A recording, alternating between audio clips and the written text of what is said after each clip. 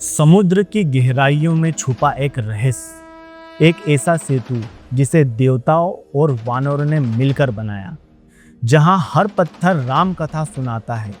आज हम बात करेंगे राम सेतु की, जो आस्था, इतिहास और विज्ञान तीनों का संगम है। तो चलिए वीडियो की शुरुआत करते हैं। राम सेतु, जिसे आदमस ब्रिज भी कहा जाता है, भारत के तमिलनाडु के रामेश्वर और श्रीलंका के मंत्रार द्वीप के बीच स्थित है। यह लगभग 30 किलोमीटर लंबी और चूना पत्थर की चट्टानों व रेतीले टीलों से बनी संरचना है।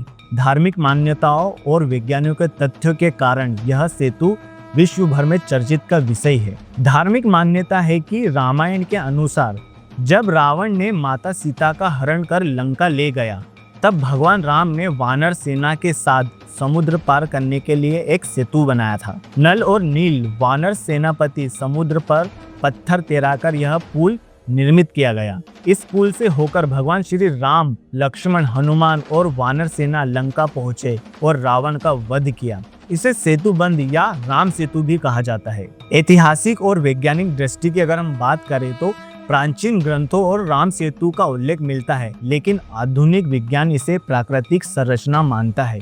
अमेरिकी अंतरिक्ष एजेंसी नासा ने 2002 में सैटेलाइट तस्वीरें जारी की, जिसमें समुद्र के ऊपर पत्थरों और रेत की लड़ी साफ दिखाई देती है।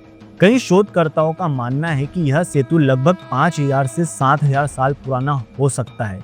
कुछ वैज्ञानिक इसे मानव निर्मित बताते हैं, कुछ इसे केवल भौगोलिक संरचना मानते हैं। राम सेतु ब्रिज की अगर लंबाई की हम बात करें तो 30 किलोमीटर लंबाई और चौड़ाई 1.5 से 4 किलोमीटर तक है। अगर समुद्र की गहराई की अगर हम बात करें तो यहाँ समुद्र की गहराई बहुत कम है, 3 से 10 फुट है, इसलिए बड़े जहाज इससे होकर नहीं गुजर सकते। बात करते हैं ऐतिहासिक घटनाओं की।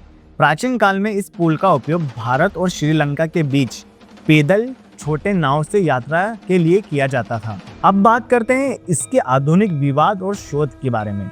भारत सरकार ने श्रीलंका के बीच समुद्री व्यापार के लिए सेतु समुद्री परियोजना शुरू की थी, जिसमें राम सेतु को काटकर जहाजों के लिए मार्ग खोलने की योजना थी।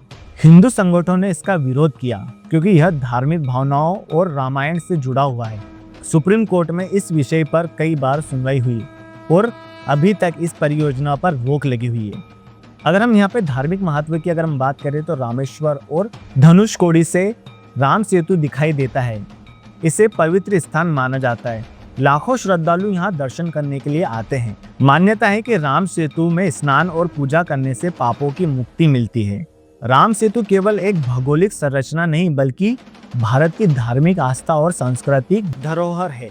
यह रामायण के सत्य और आस्था का प्रतीक है और आज भी वैज्ञानिकों, इतिहासकारों और श्रद्धालुओं के बीच आकर्षण का केंद्र है। तो दोस्तों, आज मैंने आपको राम सेतु के बारे में बताया है। अगर आपको वीडियो पसंद आया तो वीडियो को लाइक, शेयर और सब्सक्राइब जरूर करिएगा।